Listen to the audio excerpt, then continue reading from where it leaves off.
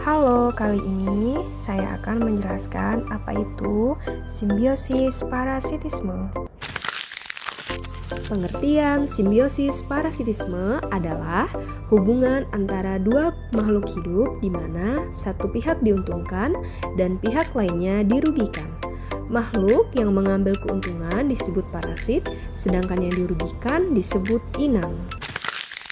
Apa saja sih contoh-contoh simbiosis parasitisme? 1.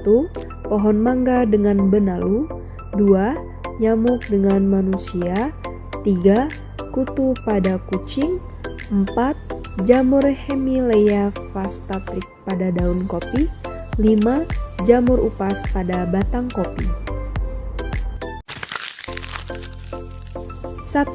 Pohon mangga dengan benalu. Benalu menempel di batang pohon mangga dan menyerap air serta zat makanan. Benalu diuntungkan, pohon mangga dirugikan. Kenapa pohon mangga dirugikan? Benalu termasuk tumbuhan parasit, artinya dia mengambil air dan zat makanan dari pohon mangga lewat akar penghisapnya yang menembus batang mangga.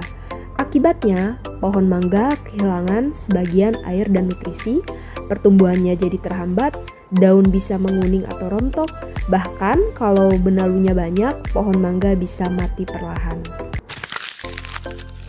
Benalu diuntungkan karena mendapatkan air dan zat makanan dari pohon mangga tanpa harus membuat sendiri melalui akar di tanah.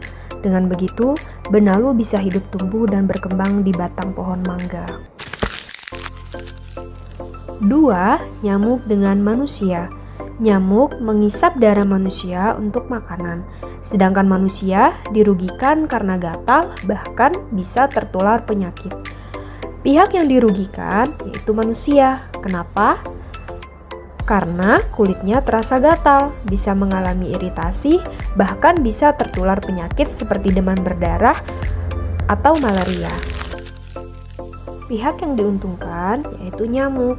Nyamuk diuntungkan karena mendapatkan makanan berupa darah manusia yang digunakan untuk bertelur dan bertahan hidup. 3. Kutu pada kucing.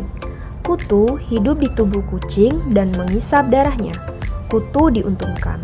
Kucing dirugikan karena merasa gatal dan tidak nyaman. Pihak yang dirugikan yaitu kucing. Kenapa? Karena kulitnya terasa gatal, bisa terluka akibat digaruk, dan kadang menjadi lemas atau tidak nyaman akibat kehilangan darah. Pihak yang diuntungkan yaitu kutu. Kenapa?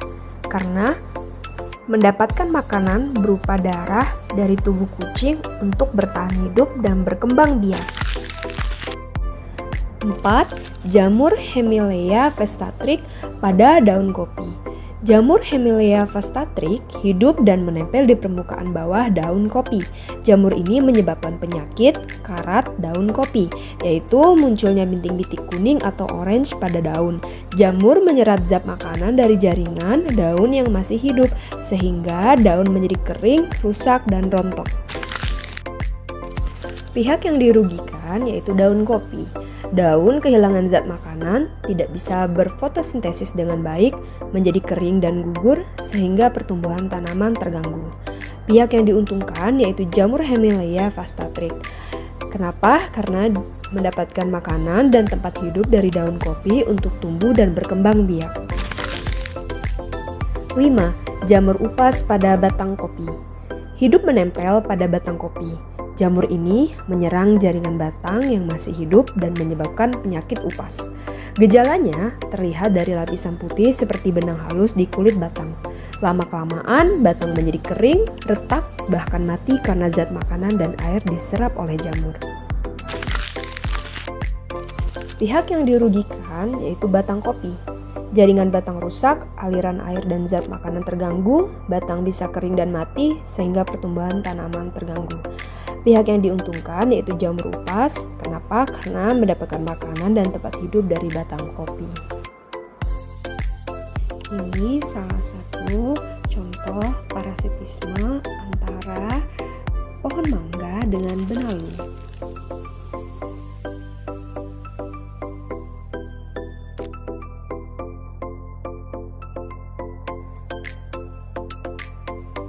Ini contoh simbiosis parasitisme antara nyamuk dengan manusia. Selanjutnya antara kutu dan kucing. Jamur Helmia vastatrix dengan daun kopi.